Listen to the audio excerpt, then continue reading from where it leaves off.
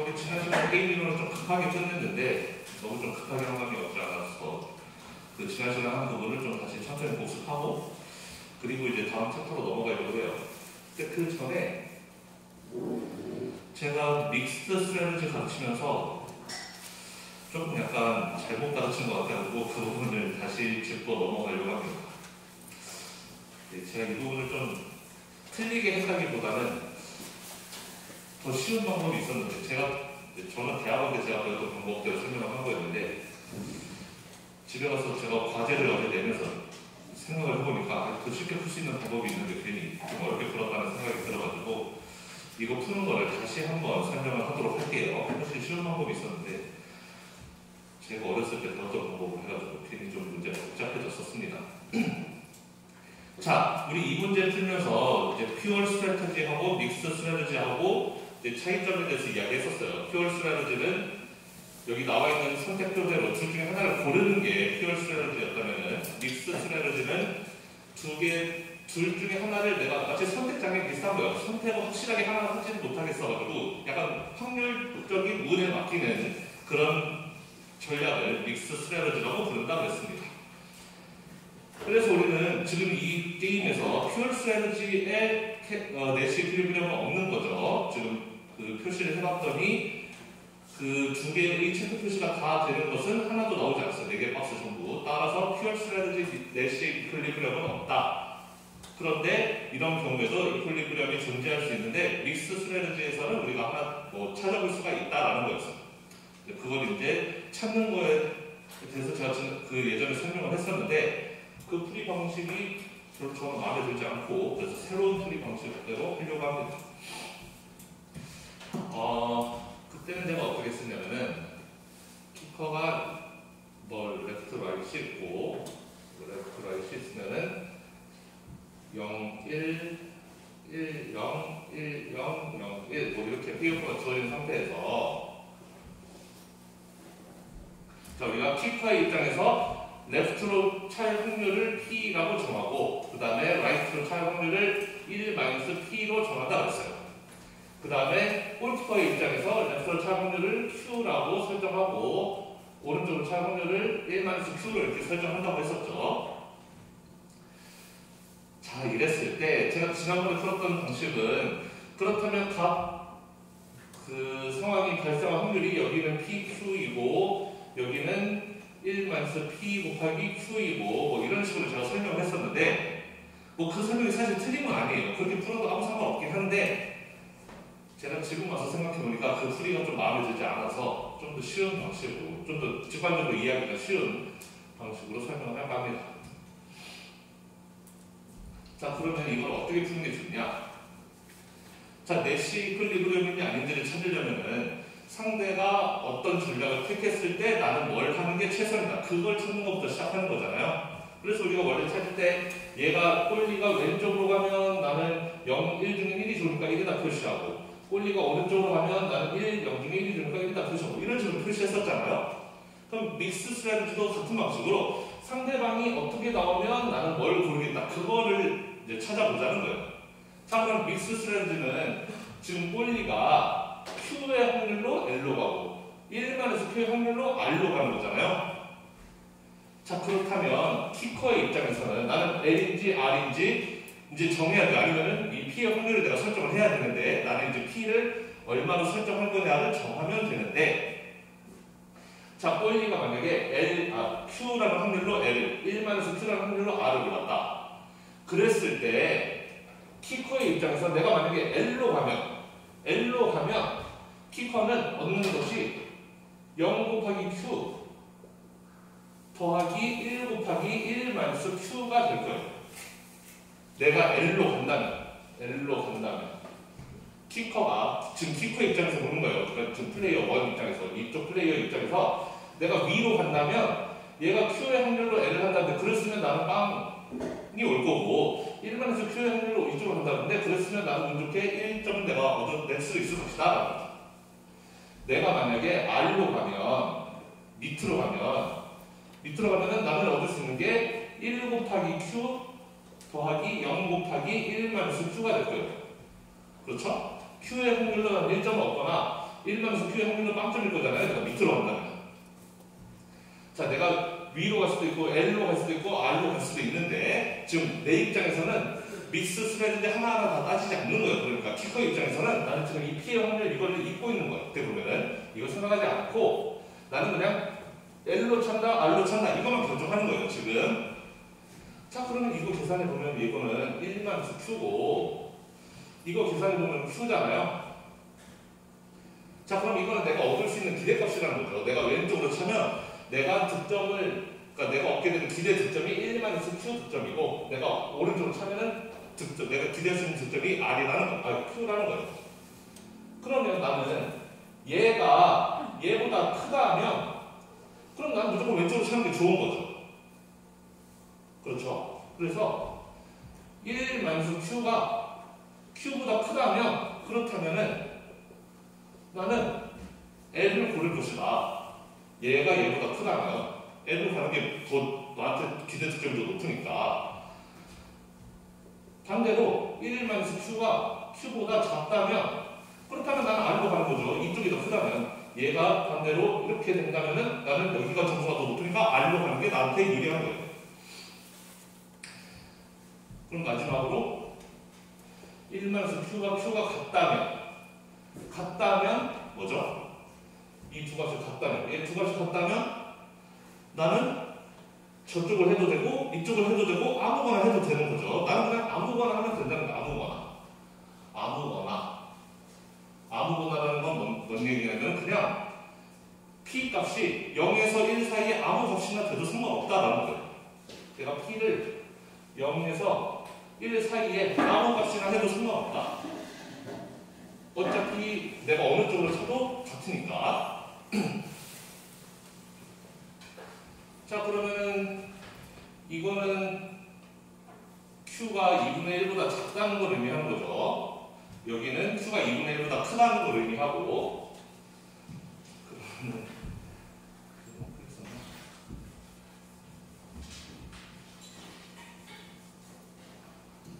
그렇다면 지난번에 그렸던 그림 똑같이 해보면은 가로축이 P, 세로축이 Q일 때 2분의 1을 기점으로 해서 자, 1-Q가 Q보다 크다. 다시 말하면 Q가 2분의 1보다 작다. Q가 2분의 1보다 작다면 나는 L로 간다. Q가 2분의 1보다 작다는 건 이 구간을 의미하죠. 이 구간 0에서 2분의 1 사이 2분의 1보다 작은 구간에서는 나는 L로 가겠다. 근데 L이라는 게 뭐였냐면은 P가 1인 게 L인 거죠. 나는 L로 찰 확률이 P, R로 찰 확률이 1-P였는데 L로 가겠다는 것은 나는 P를 1로 하겠다는 거예요. P가 나는 1을 선택하겠다. 그 다음에 이 밑에 또 조건 1-Q가 Q보다 작다. 이거는 이 Q가 1보다 큰 거니까 Q가 2분의 1보다 큰 걸 의미하죠. Q가 2분의 1보다 크면 나는 R로 가겠다. Q가 2분의 1보다 큰 거는 이 구간을 의미하죠. 이 구간에서 나는 R로 가겠다. 나는 L로 갈 확률을 P, R로 갈 확률을 1-P라고 했는데 R로 완전히 가겠다는 것은 나는 P를 0으로 하겠다는 거죠. 그럼 P가 0이니까 0에다가 표시를 하는 거죠. P가 0이니까 여기서.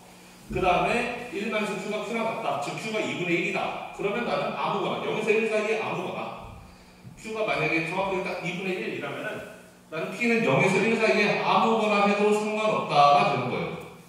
이 중에 아무거나 골라도 나는 상관없다. 그래서 이렇게 베스트 리스판스를 찾을 수가 있는 거죠. 티커 입장에서의 베스트 리스판스를. 예전에 했던 설명이랑 결과적으로는 다 동일해요. 그런데 이제 푸는 과정이 조금 더 간단해졌다는 그 차이만 있는 거죠.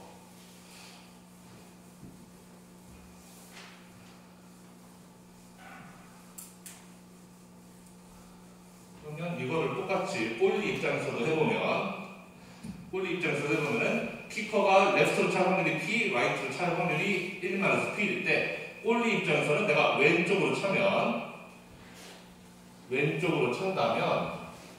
그러면 볼리 입장에서는 1 곱하기 P 더하기 0 곱하기 1-P만큼의 점수를 얻게 될 것이고, 볼리가 오른쪽으로 찬다면 0 곱하기 P 더하기 1 곱하기 1-P만큼의 점수를 얻게 될 거예요. 똑같이 이 점수는 P, 이 점수는 1-P가 될 거고, 똑같죠? 얘가 얘보다 크다면, 위에가 더 크다면 L로 가면 되고, 밑에가 더 크다면 R로 가면 되고, 같다면 나는 아무 데나 가도 상관없고, 그렇게 되는 거예요. 그래서 P가 1-P보다 크다면, 즉 다시 말하면 P가 2분의 1보다 크다 하면, 그렇다면 나는 L로 간다. P가 1-P보다 작다. 얘가 밑에 거가 더 크다. 그러면 나는 R로 간다는 거죠. 그러면 나는 R로 간다. 이거는 다시 말하면 P가 2분의 1보다 작다는 걸 의미하는 것이고, 그럼 나는 R로 가겠다. 이 둘이 같다. 만약에 1-P랑 같다라고 한다면, 그럼 이거는 P가 2분의 1이라는 뜻인데, 그러면 나는 아무 데나 간다. 아무 데나. 0과 1 사이에 아무 데나 그냥 가도 상관없다. 그런 거니까, 그럼 그림 그러면은 P가 2분의 1보다 크다. 2분의 1보다 크다는 것은 이 구간 의미하죠. 이 2분의 1보다 큰 구간. 2분의 1보다 큰 때에는 나는 L로 간다. L로 가는 게 Q였잖아요. R로 가는 게 1-Q였고, 따라서 Q가 1인 것을 의미하는 거죠. 이 구간에서는 난 Q를 1로 설정하겠다. 여기가 1이니까요. 그다음에 밑에 거 R로 간다는 것은 Q를 0으로 설정한다는 뜻이니까 R을 이렇게 여기로 설정하고, 마지막에 2분의 1이면은 아무데나 상관없다. 그래서 이 파란색 선과 빨간색 선이 만나는 지점이 이퀄리브리엄이 되는 건데, 여기다라는 거였어요. 그래서 둘 모두 반반의 확률로, T코도 반반의 확률로 뛰고, 꼴리도 반반의 확률로 뛰는 것이 되면 내시 이퀄리브리엄이다라고 할 수 있겠습니다. 뭐 결과는 동일한데 약간 푸는 방식이 조금 더 간단해졌다고 저는 생각하는데, 제가 이번에 내드린 과제에도 이런 거 푸는 게 하나 있으니까 한번 풀어보시고요.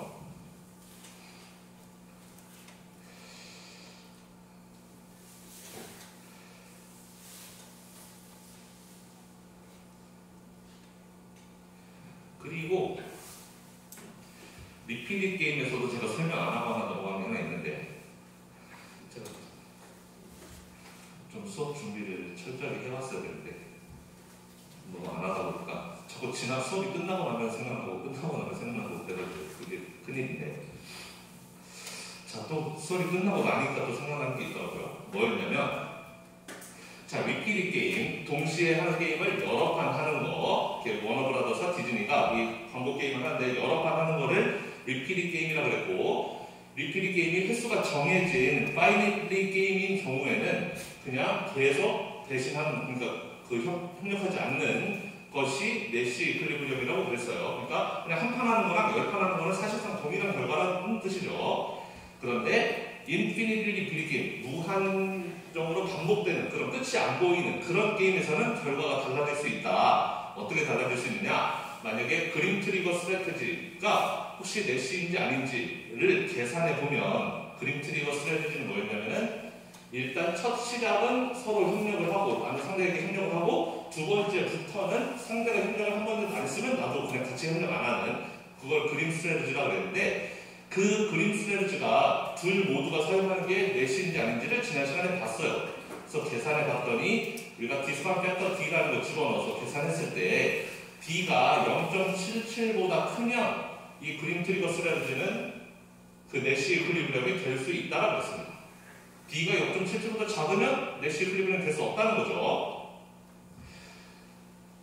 그리고 팁4 탭 스트래티지도 마찬가지고, 팁4 탭도 역시 똑같이 계산해보면 역시 D가 0.77보다 크면 팁4 탭도 그 내시가 되고, 0.77보다 작으면 내시가 안 되는 건데, 여기서 제가 설명 하나 안 하는 게, 그러니까 어쨌든 이 게임에서 내시 이퀄리브리엄은 대단히 많은 종류가 있을 수가 있는 거예요. 우리 벌써 두 개나 찾은 거죠. 하나는 그림 트리거 스트래티지고, 또 하나는 팁4 탭 스트래티지가 있고, 그 외에도 다양한 전략 중에서는 아마 내시 이퀄리브리엄들이 있을 거예요.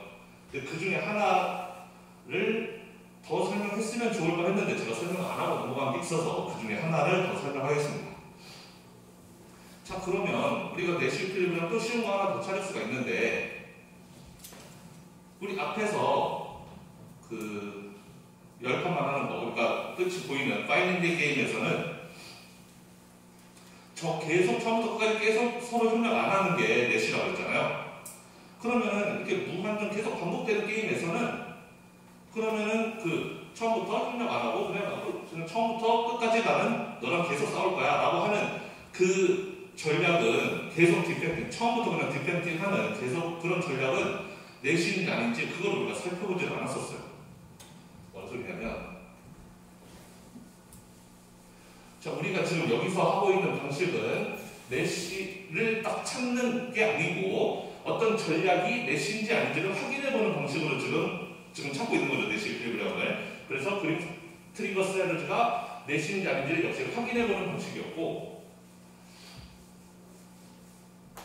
그래서 우리가 확인을 할 때 만약에 둘 다 그림 트리거 스트래티지를 한다면 계속 C는 협력이라고 했어요. 계속 이렇게 협력하는 방향으로 갈 거고, 만약에 이게 넷이가 아니라면 여기서 옮겨가는 게 나한테 유리했다는 뜻인데, 옮겨간다는 것은 첫 판에 배신하고 시작한다는 거죠. 일단 배신을 하고 그때부터는 이제 내가 배신한 거 알았으니 상대방도 배신할 거고 따라서 같이 배신한다. 이렇게 되는 거였어요. 이때의 나의 페이오프하고 이때의 나의 페이오프를 비교해서 이쪽이 더 크면 넷이고 이쪽이 더 크면 얘는 넷이가 아니다 라는 걸 지난 시간에 배웠던 거죠. 근데 이쪽이 더 크려면은 조건이 하나 있었는데 D가 0.77보다 크면 위에가 더 크다라고 했습니다. 그래서 위에 거가 넷이가 될 수 있었다 라는 이야기를 했고, 그건 우리가 배웠던 내용이고, 자, 그러면 이번에는 다른 거 하나 해보자는 거예요. 뭐냐면 둘의 전략을 그냥 처음부터 둘 다 D로 쭉 가는 거예요. 워너브라더스도 아예 그냥 협력할 생각 없는 거예요. 처음부터 우리 그냥 싸울 거야. 마찬가지로 얘도 디즈니도 그냥 계속 배신하는 거죠. 이렇게 D, D, D 이렇게 쭉 가는 거예요. 이 전략의 페어죠. 워너브라더스도 이렇게, 디즈니도 이렇게. 아예 얘는 전략이 뭐 복잡할 거 없어요. 상대가 어떻게 한다 이렇게 할 때 이런 생각 없이 그냥 나는 처음부터 쭉 그냥 협력 안 하는, 비협조적으로 나가는 그런 전략의 페어가 있다면 이거는 넷시인 거 아닌가? 이거 넷시예요, 아니에요? 넷시인지 아닌지를 보려면 내가 여기서 다른 쪽으로, 그러니까 이 전략을 바꾸는 것이 나한테 이득인가 아닌가만 보면 되는 거예요. 우리 그림 트리거도 그랬잖아요. 거기서 CCC 이렇게 가는 게 아니라 내가 이 첫 판을 D로 하면 혹시 나한테 이득이 더 클까? 그거를 살펴보는 거였죠. 내 전략을 바꾸는 게 이득인지 아닌지만 보면 돼요. 전략을 바꿔도 이득이 없다면 나는 여기 스테이 하는 게 좋은 거니까 이건 넷시가 되는 것이고, 전략을 내가 수정했을 때 나한테 이득이 된다면 얘는 넷시가 될 수가 없다. 그러면 워너브라더스 입장에서 중간에 한 번이라도 내가 얘를 C로 바꾸면 그게 얘한테 이득이 돼요? 이득이 되지 않죠. 지금 협력을 안 하면 둘 다 250 걸고 있는데 내가 이 상황에서 만약에 워너브라더스가 선택을 바꿔요. 돈 애드버타이즈로. 그러면 나는 D를 했으면 250을 벌 수 있었는데 내가 C를 해버리면 나는 마이너스 80이 되는 거잖아요. 어쨌든 상대방은 여전히 D에 있으니까. 그럼 나는 굳이 D를 C로 바꿀 이유가 없단 말이에요. D로 남아있었으면 250 벌 수 있었는데 굳이 C로 바꿔서 마이너스 80으로 갈 이유가 없는 거죠. 얘도 마찬가지, 밑에 얘도 마찬가지, 얘도 당연히 자기의 선택을 바꿀 이유가 없어요. 상대가 어차피 D를 쭉 할 거기 때문에. 따라서 이 전략도 역시 넷시 이퀄리브리엄이 된다라는 거예요. 그러니까 우리가 게임을 할 때 게임에 넷시가 한 개만 있을 거라는 생각을 하면 안 돼요. 게임에 넷시는 많을 수도 있고 없을 수도 있고 뭐 두 개일 수도 있고 한 개일 수도 있고 그런 거예요. 이 게임에도 넷시가 많은데 그림 트리거 스트래티지는 넷시가 맞고, 역시 넷시가 맞는데 이 조건 하에서 D가 0.77보다 크다는 조건 하에서 그림 트리거는 넷시가 맞았고, T4펜도 같은 이유로 D가 0.77보다 크다 하면 넷시가 맞고, 그 다음에 이런 전략, 그냥 아예 처음부터까지 쭉 그냥 배신하는 이런 전략은 역시 넷시가 맞다. 이거는 심지어 D에 관계없이 항상 넷시인 거예요. D가 뭐 0.5든 0.3이든 0.8이든 관계없이 D랑 상관없죠. 어쨌든 중간에 한 번이라도 내가 C 하면 나만 바보 되는 거예요.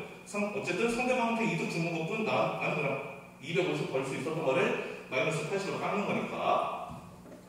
그래서 둘 다 움직일 요인이 없다. 따라서 이것도 넷시 전략이 넷시 균형 전략이 될 수 있다라는 겁니다. 제가 이 설명을 지난 시간 안 한 것 같아가지고 이거 또 하나 덧붙이도록 하고요. 지금 제가 설명하는 내용이 뭔지 알겠어요? 그러니까 내시 전력에 내시 균형이 하나 더 있다는 걸 이야기하는 거예요. 물론 이거 말고도 또 있을 거예요. 찾아보면 찾기 귀찮아서 안 찾는데 어쨌든 좀 쉽게 생각할 수 있는 것 중에 이런 내시 균형도 있을 수 있다. 그래서 이런 게임, 여러 번 하는 게임에서는 다른 게임도 마찬가지지만 내시가 하나만 있는 게 아니라 여러 개 있을 수 있는데 그래서 여러 개 중에 하나를 더 선보인 겁니다.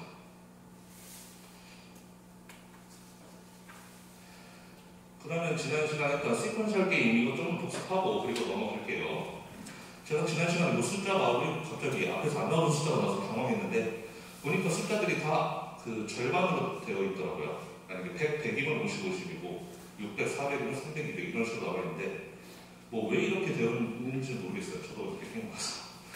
하여튼 이거는 넘어가고 자 어쨌든 시퀀셜 게임에서 중요한 것은 내시를 쓸 때 그러니까 전략이라는 걸 내시라는 것은 두 사람의 전략을 써야 돼요. 이 사람은 이 전략, 이 사람은 이 전략을 하는 것이 내시다 라고 써야 되는 건데 그럼 각 사람의 전략을 쓸 때 먼저 플레이하는 워너브라더스는 어차피 길이 세가 돼요. 메이, 디셈버, 마치 셋 중에 하나니까 세 개 중에 하나를 전략으로 택하면 되는 건데 디즈니 입장에서는 전략이 메이, 디셈버, 마치 셋 중에 하나 고르는 거라고 쓰면 안 된다고 그랬어요. 왜냐면 디즈니는 자기가 B에, 그러니까 여기 B의 위치에 있을지 아니면 여기 C의 위치에 있을지 아니면 여기 D의 위치에 있을지를 알 수가 없어요.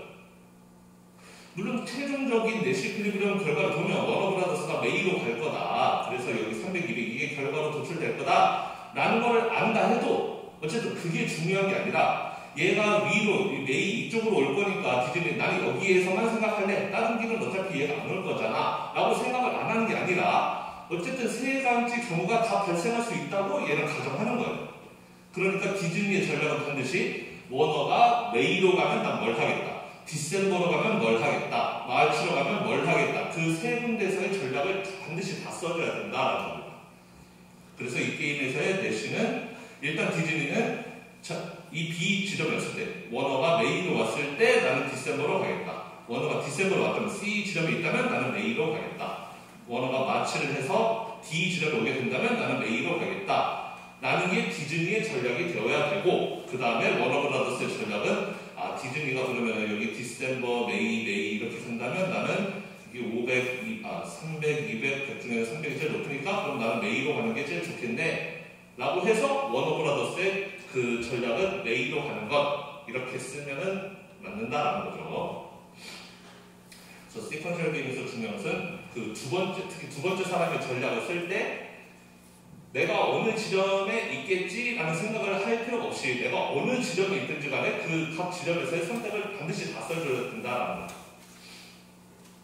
그래서 플레이 올 패스 게임도 했었는데 그래서 데리카가 플레이하면은 이렇게 1-10이고 패스를 한다면 그제서야 패트릭의 이제 선택 기회가 오게 되는 거죠. 그러면은 이 게임의 결과를 보면은 뭐 내시를 찾아보면 일단 패트릭이 B에서 패스로 가면은 11, 플레이로 가면 12니까 12를 먹는 게 좋으니까 패트릭은 플레이로 간다는 거예요. 자 그러면 데니카 입장에서는 내가 위로 패스로 올라가면 패트릭이 밑으로 내려가는 게 뻔하니까 밑으로 내려가면 난 0을 넣고 데니카가 밑으로 내려가면 난 1을 얻으니까 그럼 0과 1 중에는 1이 좋으니까 데니카는 플레이를 할 것이다. 그래서 내시 클리브리엄은 결국 결과적으로 이 상황이 발생하게 되는 거죠. 이 상황이 발생할 건데 그럼 데니카의 전략은 플레이가 되는 것이고 그럼 패트릭의 전략은 나는 어차피 이 상황이 발생하지 않을 거니까 그럼 나는 그냥 아무것도 안 해도 돼가 전략이냐? 나는 그게 아니라는 거예요. 전략은 항상 내가 이 상황이 될지 안 될지를 생각할 필요가 없어요. 무조건 그 상황이 되면 나 뭘 하겠다는 전략이 있어야 돼요. 따라서 패트릭은 이 상황이 되면 나는 플레이로 가겠다 라고 써야 돼요. 그래야지 내시 이클리브리엄이라고 우리가 이야기할 수 있다라는 겁니다. 뭔 소리인지 알겠어요? 그러니까 데니카가 이쪽으로 안 올 거니까 패트릭은 어차피 뭐 안 올 거잖아. 그럼 나 생각할 필요도 없어. 이거는 전략이 될 수 없다라는 거예요.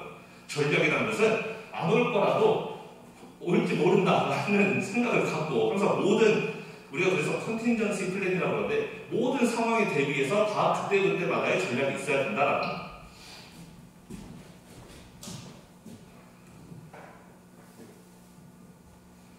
자 그 다음에 우리가 지난 시간 사실 중요한 내용이었는데 좀 설명을 제가 급하게 하느라고 좀 빠르게 지나간 부분이 있었는데, 자, 뭐 사이드 페이먼트라는 내용을 일단 배웠었죠. 사이드 페이먼트가 뭐였냐면은 지금 둘 모두에게 제일 좋은 거는 누가 봐도 여기 11, 11을 먹는 이 경우에서는 이게 제일 좋은 경우인데, 지금 둘이 이상한 게임을 하다 보니까 결국 아주 안 좋은 최악의 경우를 이렇게 가고 있잖아요. 그럼 이거를 좀 이쪽으로 돌려보기 위해서 뭔가 방법이 없을까? 그렇다면 이쪽으로 돌리기 위해서는, 즉 패트릭이 패스로 올라가는 그걸 만들어줘야 되는데, 얘가 안 올라가는 이유는 12가 11보다 크기 때문에 얘가 내려간다는 거죠. 그럼 여기 12보다 여기 값을 크게만 만들어주면 패트릭도 위로 올라갈 수가 있다. 그래서 사이드 페이먼트를 2를 준다는 거죠. 11에서 2를 내가 줄게. 그럼 너 13 되잖아. 그러면 13이 12보다 크니까 너 위로 올라갈 수 있잖아. 라고 이렇게 약속을 한다는 거예요. 커미트먼트를 한다는 거죠. 데니카가 패트릭한테 우리 둘 다 결과가 좋아질 수 있어. 너가 패스한다면. 근데 원래 게임대로 진행하면 너가 패스로 안 갈 거 내가 아니까 너가 이쪽으로 간다면 내가 약속할게. 너한테 2 주는 걸로. 내 돈 2 빼서 너한테 줄게. 라고 한다면은, 그럼 패트릭이 그 말을 믿는다면 플레이로 가서 12 얻는 것보다 패스로 가서 11 더하기 2, 13을 먹는 게 더 좋으니까 위로 올라가겠죠. 그렇다면 데니카 입장에서는 자기가 패스하면은 9를 먹을 수 있고, 플레이하면은 1밖에 못 먹으니까 9를 먹는 게 좋으니까 당연히 얘도 패스할 것이다. 그래서 이렇게 사이드 페이먼트를 통해서 결과, 내시 이퀄리브리엄 결과를 바꿀 수가 있다라는 거였어요. 근데 중요한 것은, 그렇다면 과연 이 사이드 페이먼트라는 게 믿을만 한 거냐, 크레더블 한 거냐 라는 게 중요한 거죠. 지금 기본적으로 약속은, 데니카의 약속은 패트릭 너가 패스를 하면 내가 너한테 2를 줄게. 만약에 너가 플레이하면 2 안 주는 거죠. 패스를 해야지 반드시 2를 준다는 약속이에요. 근데 데니카가 나를 들어서 나 기억 안 나는데? 그러면 나 주기 싫은데? 이럴 수도 있는 거죠. 게임 다 하고 나서. 왜냐면 게임 전에 주는 게 아니에요. 게임 전에 돈 주고 시작하는 게 아니라 너가 게임을 이렇게 진행하면 내가 줄게 라고 했는데, 하면 줄게 라고 했는데 그때 가서 쌩갈 수도 있는 거잖아요. 그러니까 이게 과연 크레더블 한가 이런 게 중요하다. 그래서 커미트먼트 약속이라는 것은 그게 만약에 강제될 수 없는 거야. 인포서블 하지 않다면, 강제로 내가 그 돈 2 안 주면 뭐 손가락으로 자른다든지 그런 게 아니라면, 그렇다면 이건 넌 크레더블 스트레이션이 될 수가 있다. 그러니까 위협은 위협인데, 혹은 약속인데, 그게 신용이 아예 없는 그런 위협이 될 수도 있다는 거죠. 그래서 반드시 이 딜레마를 피하려면 커미트먼트를 할 때는, 약속이나 협박을 할 때는 반드시 그게 크레더블 하다는 것을 보여줘야 된다는 것입니다. 그래서 지난 시간에 엔트리 디터런스에 대해서 이야기했었죠. 삼성과 애플이 이렇게 지금 독점 시장에 있는 애플이 삼성을 못 들어오게 막고 싶은 건데, 자, 삼성이 안 들어오면 애플한테는 가장 좋고, 돈 엔터 하면 애플은 이익을 먹고 제일 좋아요. 근데 삼성이 들어오면 이제 골치 아파요. 시장을 나눠 먹어야 되니까. 근데 둘이 싸우지 않는다면 0.51씩 이렇게 사이좋게 나눠 먹을 수 있는데, 만약에 애플이 싸운다 그러면은 이제 삼성은 완전 망하고 애플도 좀 손해를 감수해야 되는. 그래서 애플은 삼성한테 협박을 하는 거예요. 이 파이트로 가겠다라는 게 일종의 협박인 거죠. 너 들어오면 너는 아예 손해를 보게 만들어주겠어. 마이너스 0.5가 되게끔 만들어주겠어라고 협박을 하는 거예요. 이 애플이 파이트를 하겠다고 스트레스를 하는 거죠. 협박을 하는 거죠. 삼성을. 하지만 삼성은 그 스트레스이 넌 크레더블 하다는 걸 알아요. 왜냐하면 애플이 B 입장이 되었을 때 파이트하면 0.8, 돈 파이트하면 1인데 당연히 1을 고르지 0.8을 고를 이유가 없다. 따라서 이 파이트 하겠다고 하는 너의 그 협박은 뻥하다라는 걸 삼성이 다 알고 있다라는 거예요. 그렇기 때문에 크레더블 하지 않다라는 거죠. 그래서 삼성은 아주 그냥 안심하고 이렇게 엔터 쪽으로 들어갈 수가 있다라는 것입니다. 그러면은 이 트랩, 파이트 하겠다는 트랩, 너가 시장에 들어오기만 하면 나는 너랑 주기사기로 싸워서 너를 끝장낼 거야. 뭐 내가 박살 났더라도 너는 어떻게든 끝장내겠어. 라는 그 파이트이 먹히려면, 그러면 게임을 바꿔야 된다는 거죠. 예를 들어서 애플이 돈을 미리 잔뜩 써버리는 거예요. 그래서 나머지 상황에서의 자기 상황을 더 악화시키는 방법으로 파이트하는 게 오히려 자기한테 유리하게끔 이 상황이 되었을 때 이런 식으로 게임을 바꿔버릴 수가 있다는 거였습니다. 그래서 설비 투자를 잔뜩 해가지고 그 설비 투자가 만약에 파이하게 된다면 서로 가격 경쟁을 해서 생산 설비를 늘려야 되는 상황이 된다면 내가 생산 설비 미리 늘려놓은 게 잘 써먹히는 것이고 그 외에 다른 상황 그 애플과 삼성이 가격 경쟁을 하지 않는다거나 아니면 아예 삼성이 안 들어온다거나 그러면 공장 설비를 괜히 늘린 거죠. 어차피 생산 더 많이 하지도 않을 건데 따라서 나는 그냥 공돈을 쓴 거예요. 따라서 나에게 돌아오는 페이오프는 더 낮아지지만 헛돈을 쓴 거지만 오히려 헛돈을 쓴 게 더 나을 수도 있다. 왜냐면 파이타로 하면 0.8, 돈 파이시면 아까는 1이었기 때문에 내려온다는 건데 지금 0.6이 됐기 때문에 밑으로 안 내려온다. 위로 올라간다. 그래서 애플이 파이트하겠다는 게 이번에는 크레더블 스레시 됐다라는 거예요. 이 스레시 먹힌다라는 거죠. 이제 삼성도 안다는 거죠. 내가 올라가면 애플이 밑으로 내려가는 게 아니라 위로 올라가겠구나. 그러면 나는 마이너스 0.5 되겠구나라는 걸 삼성도 알기 때문에 올라가지 않는다.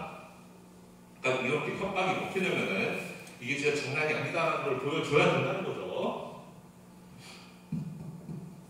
우리 마치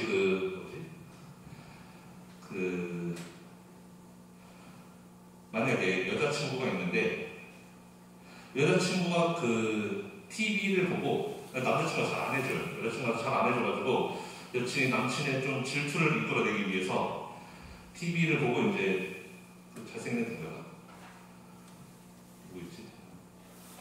남주혁을 보고 와 진짜 잘생겼다. 나 진짜 저런 애랑 결혼하면 참 좋겠네. 막 이제 여자친구가 막 합니다. 남친의 질투를 이끌어내려고. 그럴 때 보통 남친이 질투해요 안 해요? 와 저 남주혁 진짜 잘생겼는데 쟤랑 사귀어야 되는데 내가 너 같은 놈 만나가지고 이렇게 맨날 얘기해봤자 남친이 그거를 별로 그렇게 신경 많이 쓰지 않아요. 왜? 그게 넌 크레더블 스레시라는 거 알거든. 네가 그럼 진짜 남주혁이랑 사귈 거야? 이렇게 되는 거죠. 근데 만약에 여친이 남사친 있어요. 예를 들어서 아주 친한 어렸을 때부터 친한 남사친인데 요즘 들어서 걔랑 연락도 자주 하는 것 같고 언급도 많이 하고 그러면 남친이 이제 신경 쓰이죠. 이제 왜냐면은 남사친은 크레더블 한 트래시거든요. 현실로 이어질 가능성이 있는 트래시니까 그런 경우에는 먹힐 수 있다. 여러분들이 누군가에게 협박을 할 때 그 씨알이 먹히는 협박을 해야 된다. 크레더블 한 협박을 해야 된다라는 거죠. 그래서 사실 현실에서 굉장히 많이 적용되는 그런 예가 될 수 있는데 또 하나 예를 들면 요즘 한참 이슈인 러시아가 쳐들어가요. 우크라이나를 쳐들어간다 아니면은 안 쳐들어간다. 러시아가 이렇게 선택할 수 있죠. 그럼 러시아가 안 쳐들어가면 전쟁이 없으면 제일 좋은데 러시아가 만약에 쳐들어갔어요. 우크라이나를. 그러면 이제 미국 입장에서 가만히 있을 수 없죠. 미국이 이 전쟁이 일어나기 전에 엄청 많이 러시아를 협박했어요. 너네 우크라이나 들어가기만 하면 내가 너 조질 거야. 바이든이 엄청 이야기를 많이 했죠. 막 뭐라도 할 것처럼 엄청 얘기를 많이 했어요. 미국은 당연히 선택지가 있어요. 러시아가 우크라이나를 쳐들어갔을 때 맞서 싸운다. 같이 싸울 수도 있고 아니면은 빠져 있는 거죠. 스테이 아웃 할 수도 있고. 자, 그런데 그런 페이오프를 생각해보면 러시아 입장에서 제일 좋은 거는 내가 우크라이나 쳐들어갔는데 미국이 가만 조용히 있으면 나한테 제일 좋은 거죠. 러시아 입장에서 이때가 한 10 정도 이득일 거예요. 자, 러시아한테 제일 안 좋은 것은 전쟁 안 하는 거하고 전쟁 내가 쳐들어갔는데 미국이 우리한테 전쟁 벌여요. 그럼 같이 미국이랑 맞서 싸우면 러시아는 아무래도 그건 부담되겠죠. 아마 이때가 제일 안 좋을 것이다. 미국이랑 같이 싸우면 거의 세계대는 아니까 제일 안 좋을 거고 러시아 입장에서는 전쟁 안 한다면 중간 이렇게 될 거예요. 그럼 미국 입장에서 생각해보면 미국 입장에서는 제일 좋은 거는 전쟁을 안 하는 게 제일 좋겠죠. 러시아가 안 쳐들어가면 제일 좋아요. 미국은 제3국이니까 이때가 제일 좋다. 그런데 러시아가 쳐들어왔어요. 그럼 미국 입장에서 내가 지금 살짝 빠져있는 거하고 러시아랑 주기사기로 싸우는 거하고 막상 주기사기로 싸우려면 미국도 부담이 많이 된단 말이에요. 차라리 스테이 아웃에 있으면은 조금 훨씬 낫다는 거죠. 우리 국가에 뭐 약간 자존심 상하고 이런 건 있겠지만 어쨌든 아주 큰 손실은 아니다. 전쟁으로 인해서 여러 가지 경제적 타격도 있겠지만 어쨌든 러시아가 우리나라 쳐들어올 건 아니니까 뭐 약간 자존심 상하고 뭐 경제적 타격이 있고 좀 그런 거 있겠죠. 어쨌든 세계 3차 대전 하는 것보다는 이게 훨씬 낫단 말이에요. 그러면 이 간단한 게임도 역시 그렇죠. 미국이 이 상황이 되면 스테이 아웃 할 것이다. 팔이 마이너스 10보다 적으니까 당연히 이 길로 갈 것이다 라는 거를 러시아가 모를 리가 없는 거고, 따라서 이쪽으로 가면은 10, 이쪽으로 하면 0이니까 굳이 0쪽으로 갈 이유가 없는 거죠. 러시아는 위로 가는 거예요. 10쪽으로, 이쪽으로 가겠습니다.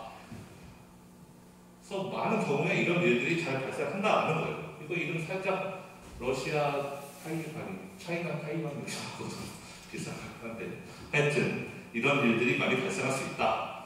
그럼 만약에 미국이 이런 거 못하게 하려면, 이렇게 못하게 하려면, 즉 러시아가 이 길로 못 가게 하려면 미국은 어떻게 해야 되느냐? 뭐 여러 가지 방법이 있겠지만 제일 좋은 거는 아예 이 길 없애버리면 돼요. 예를 들면은 우리는 이렇게 할 수가 없다. 너가 만약에 쳐들어오면 예를 들어서 뭐 핵폭탄 버튼, 핵무기 버튼이 있는데 그 버튼을 내가 내 의지로 누를 수 있는 게 아니고 너네가 우크라이나 쳐들어가면 자동적으로 핵이 그냥 알아서 날아가는 거야. 그거 내 손으로 내 의지로 누르는 게 아니고 그냥 자동으로 발사되게 시스템 돼 있어 라고 한다면 그럼 이 길 없는 거잖아요. 예를 들어 그런 전략이 가능하다면 스테이아웃 할 수가 없잖아요. 그럼 버튼을 내가 누르는 게 아니라 자동으로 미사일이 날아간다는데 자동으로 파이트백 할 수밖에 없다고 하는데, 그렇다면 러시아가 바보가 아닌 이상 마이너스 10하고 0 중에서 이걸 고를 리가 없겠죠. 여러 가지 전략이 있을 수 있지만 어쨌든 미국은 막지를 못했네요. 이 전쟁을.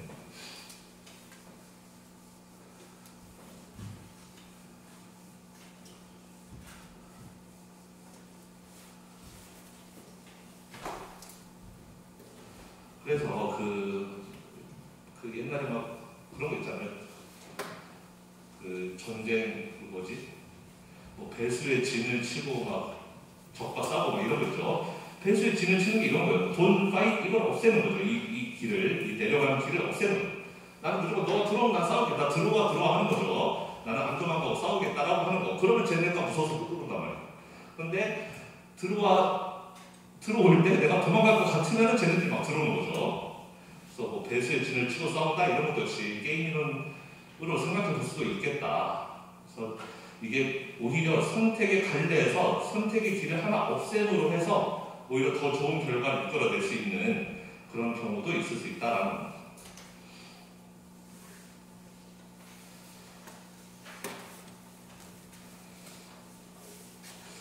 게임 이론이 사실 대단히 재밌는 분야인데 제가 너무 재미없게 설명을 해가지고 좀 안타깝고, 그래서 이호규 교수님이 게임 이론 과목이 있잖아요. 여러분 한 번씩 그 과목 들으셔서 진짜 재미있는 많은 게임들을 그 과목에서 배우셨으면 좋겠고, 그리고 제가 15장을 올렸어요. 15장 강의노트를 올렸는데 지금 13장, 14장을 뛰어넘으려고 해요.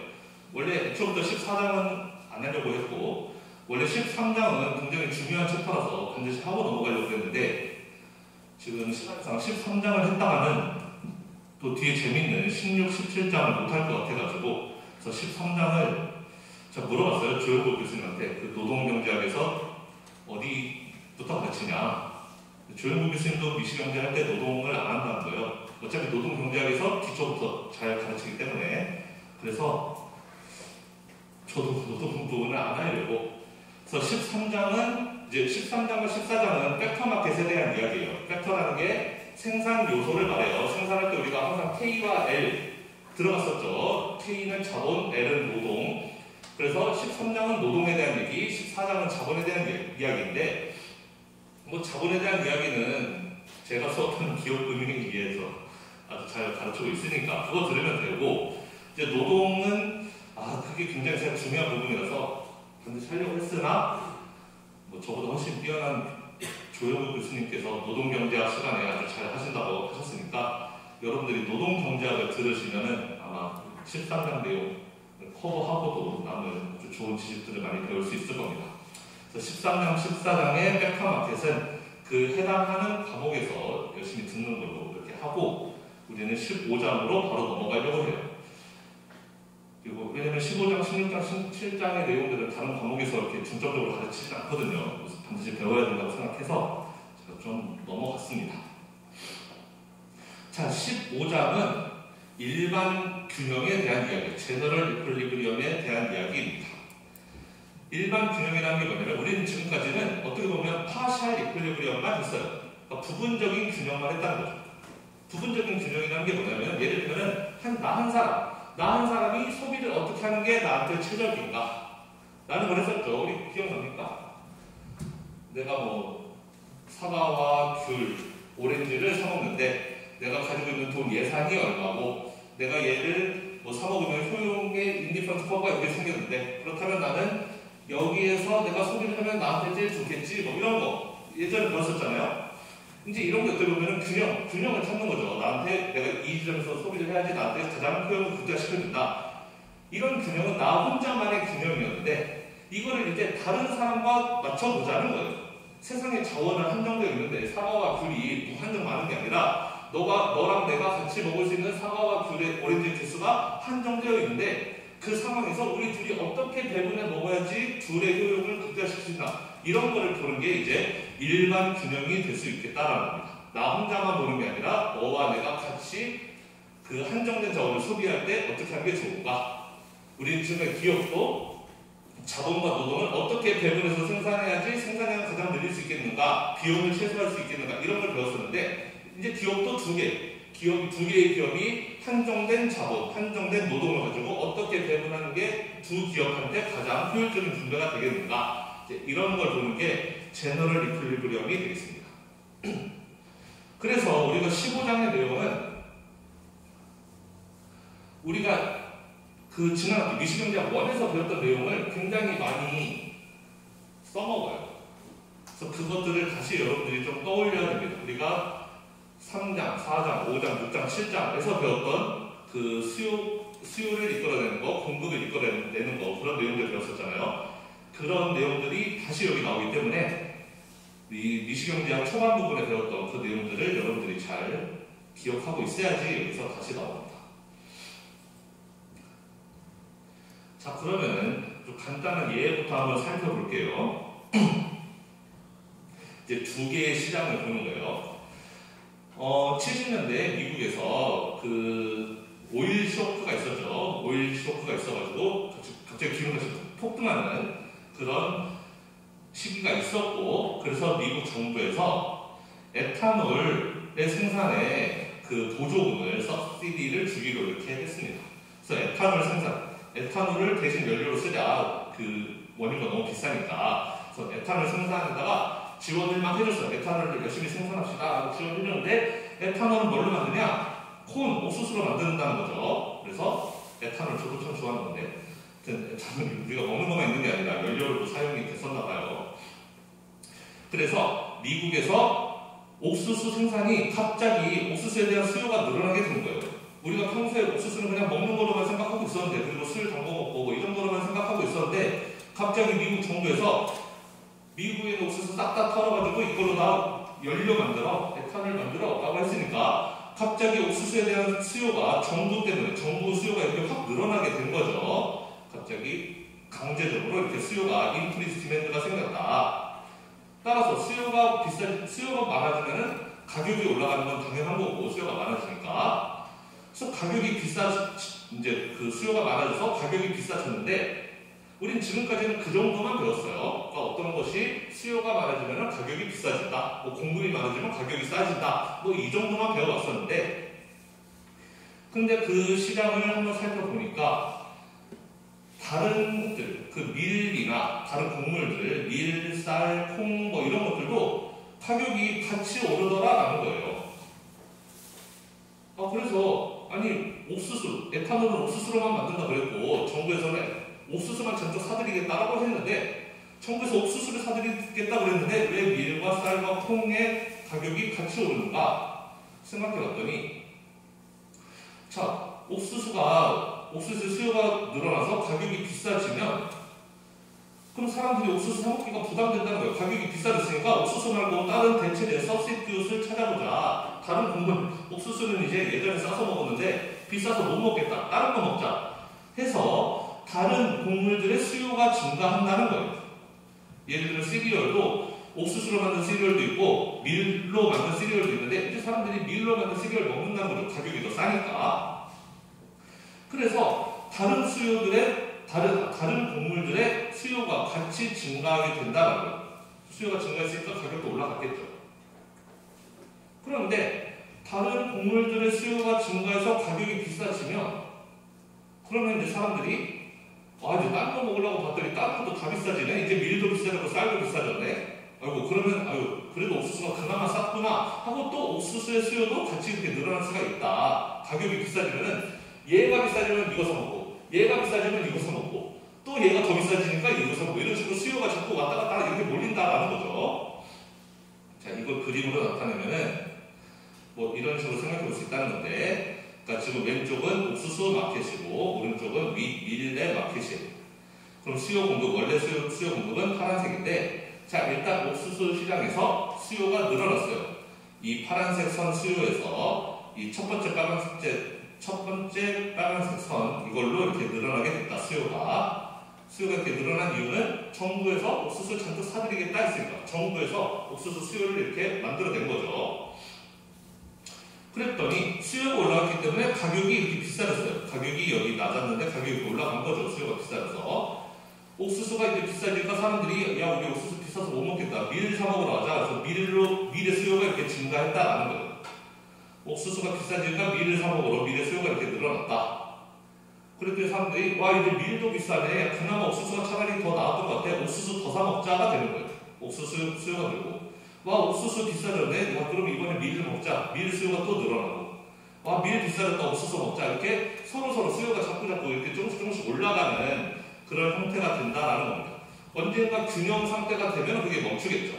하지만 균형 상태가 되기 전까지는 이렇게 계속 수요가 서로 이렇게 증가하는 그림이 될 수가 있다라는 것이고,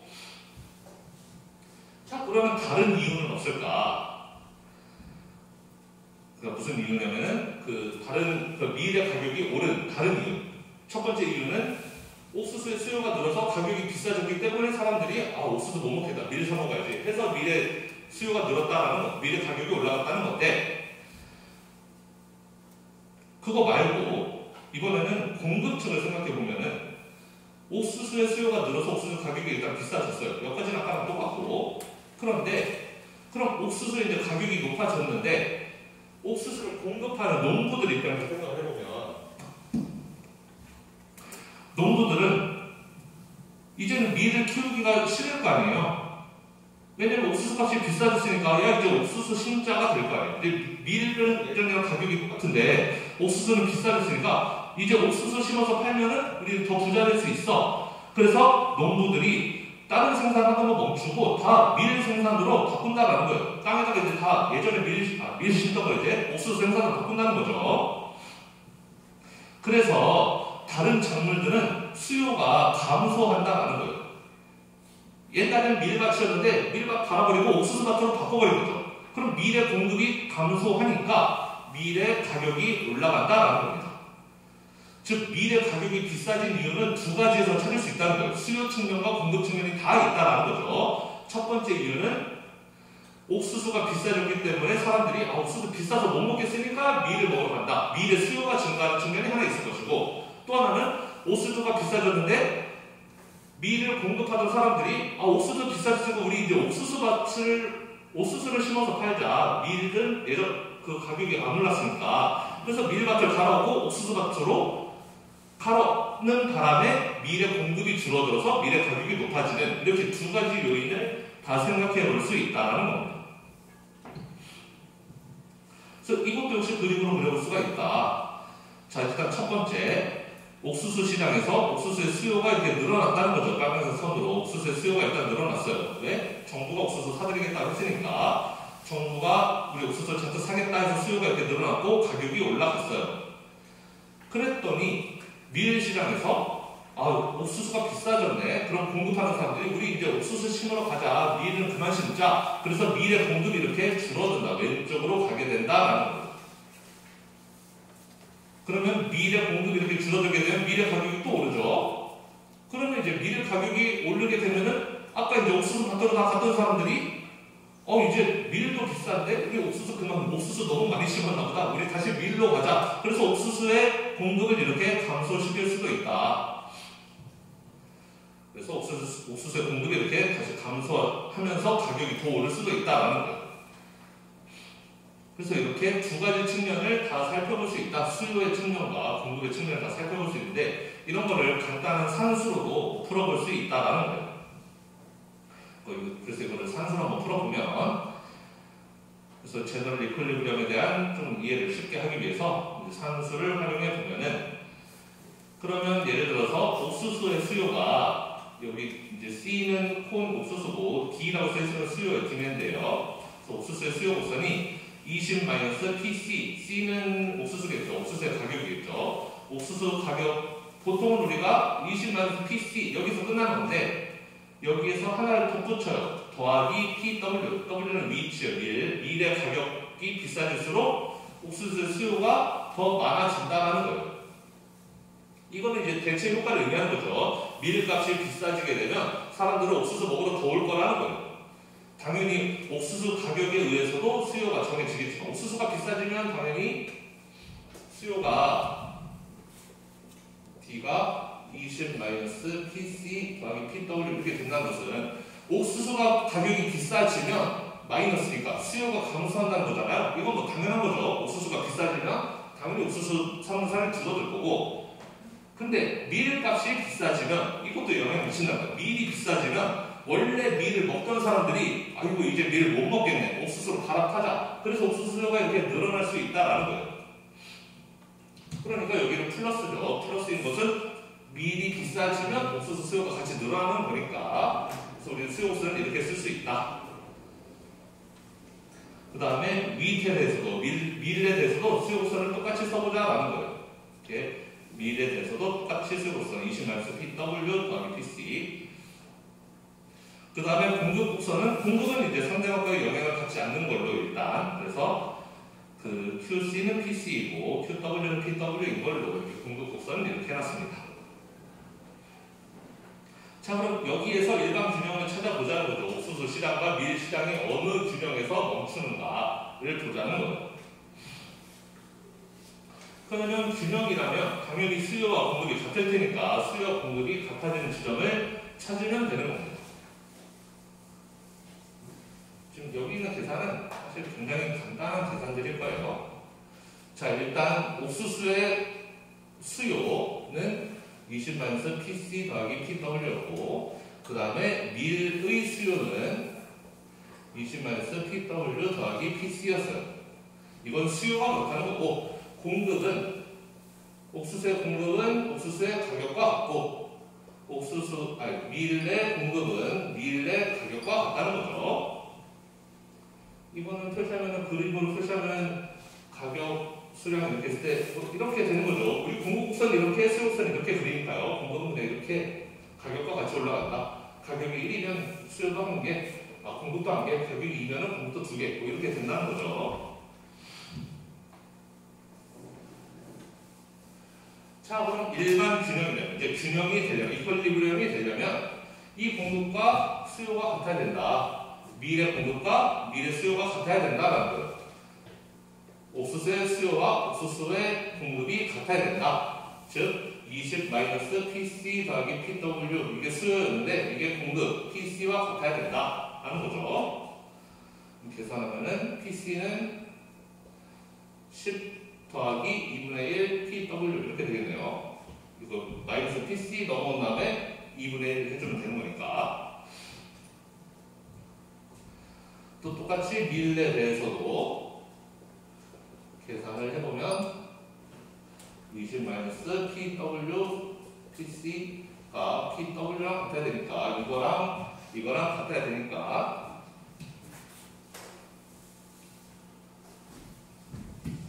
계산해보면 PW는 10 더하기 2분의 1 PC가 되겠네요. 자, 그럼 연립 방정식이죠. 미디수는 2개 PC 하고 PW 미디수 2개고 10도 2개니까 이거 연립 방정식 이렇게 풀면 된다라는 겁니다. 여기 PW를 여기다 집어넣어서 풀면 되겠죠. 여기다 집어넣어서 풀어보면은 뭐 어렵지 않은 계산이니까 여러분들 해보세요. 그러면 PC와 PW는 20, QC와 QW는 20으로 이렇게 균형이 설정되게 된다라는 겁니다.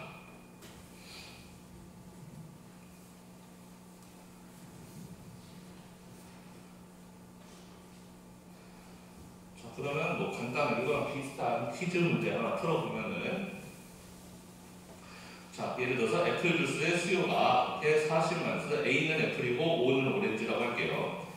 40만스 PA 더하기 2PO, 오렌지 주스에 대해서 굉장히 영향을 많이 받는 수요네요. 그런데 애플 주스의 공급은 애플 주스의 가격과 같다. 방금 전 이 케이스랑 똑같은 거죠. 공급이 가격과 같은 거. 이렇게 되었을 때 이퀄리브리엄 프라이스는, 애플 주스의 프라이스는 얼마가 되겠는가?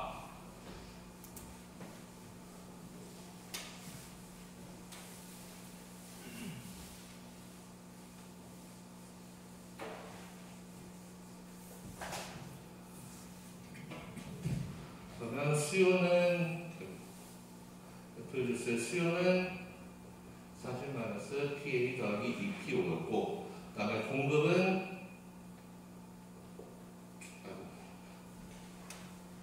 가격과 같다는 거죠. PA와 같다. 그래서 우리는 이거 두 개가 같은 지점이, 수요와 공급이 같은 만나는 지점이 균형이 되니까, 그러면 위에 거랑 밑에 거랑 같은 지점을 찾으면 되겠죠. 그럼 이거 마이너스 PA 오른쪽으로 넘겨서 2로 나눠주면은 PA는 20 더하기 PO가 되겠네요.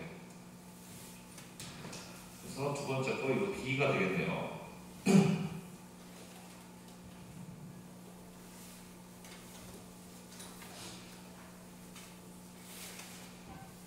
자, 그럼 여기까지는 이제 쉬운 건데, 이제 지금부터 이제 정부가 이제 옥수수의 수요를 늘리는, 정부가 우리 에탄올 잔뜩 만들어야 되니까 옥수수 정부 우리한테 팔아. 그래서 옥수수의 수요가 증가하는 상태에서 이퀄리브리엄이 어떻게 바뀔지 그걸 찾는 거를 보는 게 더 중요하겠습니다. 그래서 아까는 옥수수의 수요가 20-PC 더하기 PW였는데 옥수수의 수요가 증가했어요. 정부에서 잔뜩 사들이겠대요. 그래서 옥수수의 수요가 20에서 출발하는 게 아니라 32에서 출발하는 걸로 바뀐 거예요. 이제 아까랑 다른 상황이 된 거죠. 옥수수의 수요가 원래 이렇게 생겼던 게 이렇게 바뀐 거예요. 옥수수 수요가 증가했다라는 거죠. 그렇게 되었을 때 옥수수의 시장은 어떻게 바뀌고 밀의 시장은 어떻게 바뀔 것이냐, 그거를 생각해 보자라는 겁니다. 그러면 똑같이 밀 시장은 바뀐 게 없죠. 밀 시장은 수요 곡선이 그대로 있는 거예요. 밀의 수요 곡선은 그대로 있고 옥수수의 수요 곡선만 이렇게 바뀌었을 때, 그러면은 새로운 균형은 어디서 나타나게 되는가? 공급은 아까 가격이랑 똑같다고 했고, 제가 뭘 쓰는지 모르겠네. 여기 S라고 써야 되고, S가 아니죠. WD로 썼어야 되는데, WS라고 썼어야 되고, 그래서 옥수수의 수요 공급, 밀의 수요 공급이 이렇게 된다는 거죠. 다른 건 다 그랬는데 옥수수의 수요 곡선만 더 증가하는 쪽으로 이동했다. 그러면 이퀄리브리엄이 어떻게 바뀌겠느냐? 뭐 그래서 계산해보면 되죠. 연립방정식 풀면 되는 거예요. 위에 거, 이거랑 이거 둘 같은 거 하면은 32 빼기 PC 더하기 PW는 PC니까 이거는 뭐 저는 PC 대해서 안 하고 PW에 대해서 쓸게요. 그래도 문제 푸는 데는 다 지장 없으니까요. 이 PC 빼기 32가 될 것이고, 그 다음에 이 밑에 식은 20-PW 더하기 PC는 PW인데, 그렇다면은 PC는 2PW 더하기 빼기 20이 되겠네요. 그래서 이 값을 여기다 집어넣어서 계산해 보면, 그러면 2 곱하기 PW니까 2PC 빼기 32를 집어넣어서 계산해 보면 4PC는 빼기 64 빼기 20은 PC랑 같구나. 이 방식으로 푸는 거죠. 이 방식을.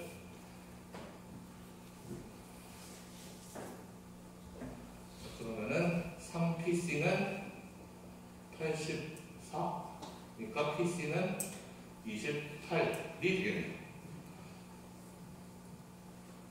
그리고 PC는 여기 Q랑 같다고 했으니까 당연히 QC도 28이 될 것이고, 그 다음에 이 28 이거를 여기에 집어넣어 보면은 여기 PW 계산할 수 있으니까 여기 PC에다가 28을 집어넣어 보면은 2 곱하기 28 하면 56이고 56에서 32 빼니까 빼면 24죠. PW는 24구나. QW도 24구나. 이렇게 알 수가 있습니다. 그래서 PC는 28, PW는 24, 그 다음에 QC는 28, QW는 24 이렇게 된다는 걸 알 수가 있고, 그렇다면 원래의 균형에서는 20, 20 그리고 수요도 생산량도 20, 20이었는데 둘 다 증가했죠. 가격도 비싸지고 생산량도 이렇게 많아지고 했다는 걸 알 수가 있다는 겁니다. 그래서 우리가 맨 처음에 이야기했던 그게 된다는 거죠. 지금 이야기했던 옥수수의 수요가 증가했는데 그거에 따라서 다른 것들, 다른 곡물, 특히 밀 같은 거, 밀의 수요도 같이 증가했다. 그래서 보니까 결국에 최종적인 이퀄리브리엄은 둘 다 가격도 비싸지고 생산량도 많아지는 지점에서 결정되더라라는 겁니다. 자, 이거는 지금 수요가 이렇게 스필로가 된다는 것만 지금 살펴본 거예요.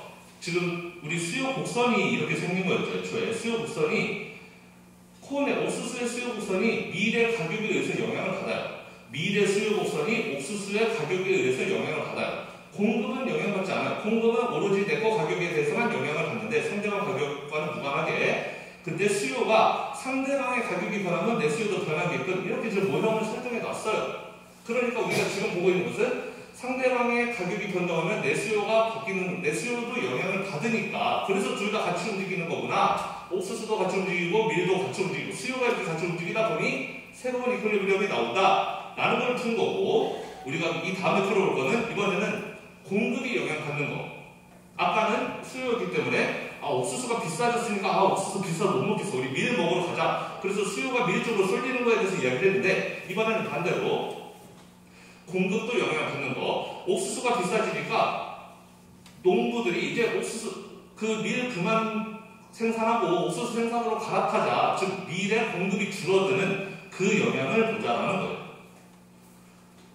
그래서 이번에는 모형을 좀 더 새롭게 이제 좀 다르게 설정을 해보는 겁니다.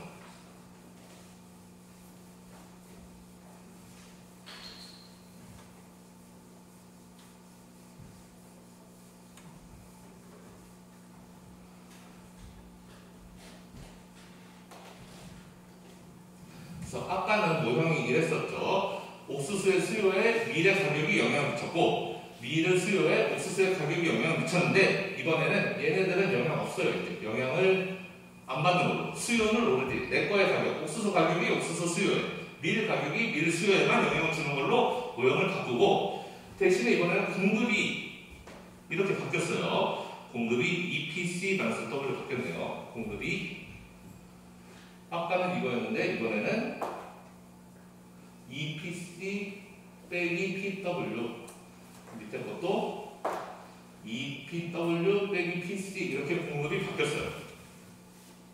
자, 공급이라는 게 내 거의 가격이 비싸지면 당연히 나도 공급을 늘리고 싶죠. 옥수수 가격이 비싸진다? 당연히 옥수수 더 많이 재배해서 팔고 싶죠. 자, 밀의 가격이 비싸져요.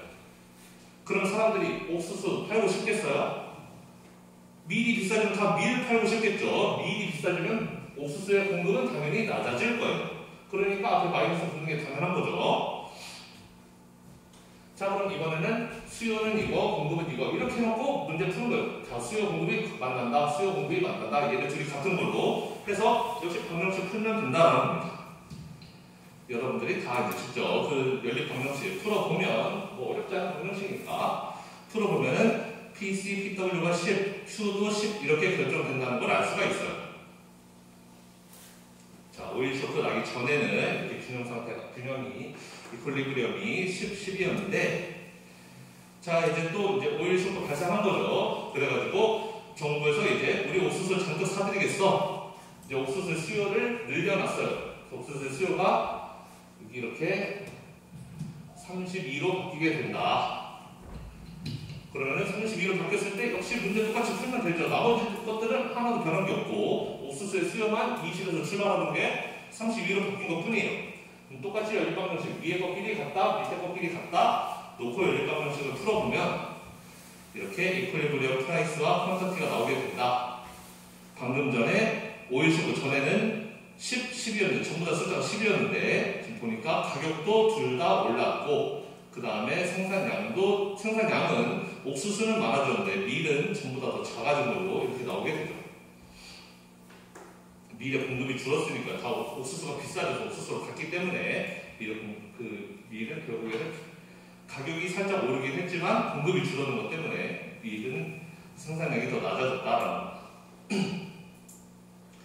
그래서 이렇게 제너럴 이퀄리브리엄을 푸는 방식은 이런 방식이다. 예전에는 하나의 시장에 대해서만 다뤘다면 이제는 두 개의 시장이 서로 영향을 미치기 때문에 그 둘의 합쳐진 영향을 같이 봐야 된다는 거예요. 그래서 일반 균형이라는 것은 결국 이 마켓 아웃컴에 영향을 미치고 그 다음에 공급 측면과 수요 측면을 우리가 둘 다 볼 수가 있다. 자 그러면은 그 제너럴 이퀄리브리엄을 이제 보기 위해서 그 equity라는 측면하고 efficiency라는 측면이 대단히 중요한데, equity는 쉽게 말하면 형평성이라고 생각하면 되고, efficiency는 효율성이라고 생각하면 되겠네요. 즉 자원 배분을 아주 효율적으로 하는 거랑 또 평등하게 하는 거, 그러니까 equity는 평등하게 고루 나눠주는 것을 의미하는 거고, efficiency는 이제 최대한 효율적으로 나눠주는 것을 의미해요. 우리는 그 둘을 이제 다 보자라는 건데, 자 우리가 마켓의 퍼포먼스를 측정하는 기준이 있는데 그거를 우리는 소셜 웰페어 펑션이라고 한다.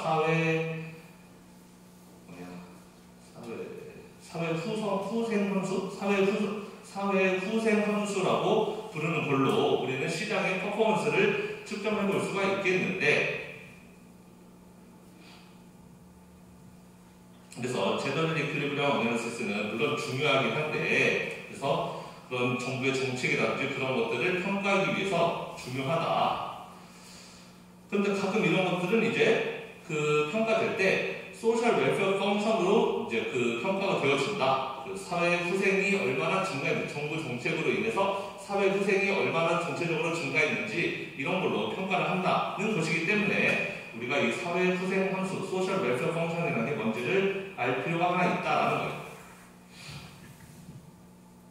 자 그러면은 우리가 만약에 산수로 이런 펑션을 만들 수가 있다면 인디비주얼들의 유틸리티 레벨을 다 결합한 거, 너의 후생, 우리나라 5천만 국민의 전체 후생을 한 명 한 명 다 합쳐서 수학적으로 이렇게 만들 수가 있다면, 그래서 하나의 전체 경제적 성과로 이렇게 측정할 수 있다면 그러면 이제 좋은 거죠. 그렇다면 이제 경제학자들이 이런 정부의 이런 정책들이 이렇게 후생을, 사회 전체 후생을 이만큼 올려놨구나, 떨궜구나 이런 거를 알아볼 수가 있다라는 거예요.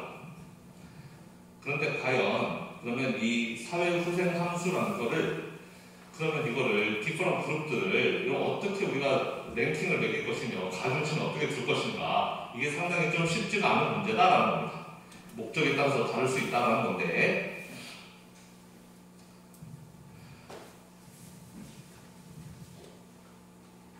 그래서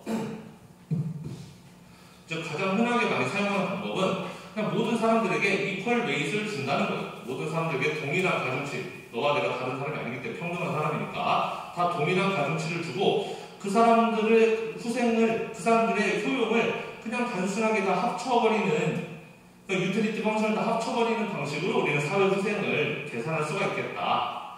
그래서 그걸 우리는 Utilitarian Social Welfare Function, 공리주의 사회후생 함수라고 부른다. 뭐 말이 어렵지, 아주 단순해요. 그냥 사회 전체의 후생을 개개인, 여기 U1, U2 이거는 한 명 한 명의 후생이에요. 한 명 한 명의 복지 수준을 다 합치면 그게 우리나라 전체 복지 수준이다. 뭐 아주 간단한 이야기죠. 모든 사람들의 효용을 다 합치면 그게 우리나라 전체 전 국민의 효용이다. 그런데 이런 유틸리테리언 소셜 웰페어는, 이거는 공리주의 사회후생 함수는 아주 쉬워요. 그냥 직관적으로 생각하면 너무 당연한 거죠. 모든 사람들의 후생 다 합치면 우리나라 전체 후생이다. 그렇게 생각하는 거는 쉬운데, 이게 문제는 이니퀄리티에 대해서 웰러티브 인디퍼런스 하다라는 거예요. 결과물은 결국 이니퀄리티에 대해서 웰러티브 인디퍼런스 하다, 상관하지 않는다라는 거예요. 뭔 소리냐면 이니퀄리티는 불공평을 의미하는 거죠. 이 함수는, 이 사회후생 함수는 불공정에 대해서는 신경 쓰지 않은 그런 함수다. 오로지 이피션시에만 그 적합한 함수다라는 거예요. 두 사람이 있는데 두 사람의 후생이 둘의 합이 10이어서 20일 수도 있고, 두 사람의 후생이 한 명은 0, 한 명은 20이어서 20일 수도 있는 건데, 우리는 지금 이 합계 20만 보자라는 게 이 유틸리테리언 소셜 웰페어 펑션이거든. 둘의 합을 구하라 하는 거니까. 그러면 이거는 둘의 합이 20이니까 얘랑 얘랑 똑같은 거네 라고 지금 보자라는 주의인 거예요. 우리가 만약에 0, 20이라는 이 불공정, 불공평, 이거에 대해서 관심을 갖는다면 이 함수는 그렇게 좋은 함수가 아닐 수 있다는 거죠. 그래서 우리가 대안을 찾는다, 얼터너티브를 찾는다면 롤시안 소셜 웰페어 펑션이라는 게 있어서, 롤즈의 그 사회후생 함수라는 게 있어서 이거를 사용할 수가 있다. 이건 어떻게 보면은 반대쪽의 극단이라고 생각할 수가 있어요. 그럼 이 함수는 뭐냐? 모든 사람들의 후생 중에서 가장 작은 숫자를 우리 전체의 후생으로 보겠다라는 거예요. 부자들의 후생은 관심 없다는 거죠. 부자들이 얼마의 행복을 누리는지 그건 관심 없고, 제일 가난한 사람이 어떤 수준이냐, 그거를 보자라는 게 이 두 번째 거라는 거죠. 롤시안 소셜 웰페어 펑션이라는 거예요. 그래서 이거는 아주 익스트림한 인샘플이죠. 이퀄리테리언 소셜 웰페어 펑션의 아주 익스트림한 케이스다. 모든 사람들이 똑같이 행복해야 돼 라는 주의를 생각한다면, 아이디얼 소사이어티가 모든 사람이 동일하게 후생을 가져야 된다 라고 생각한다면 어쩌면 이 함수가 가장 적합한 함수일 수도 있다라는 겁니다. 자, 그러면은 오늘 수업은 여기까지 하고 다음 시간에 또 이어서 하도록 하죠.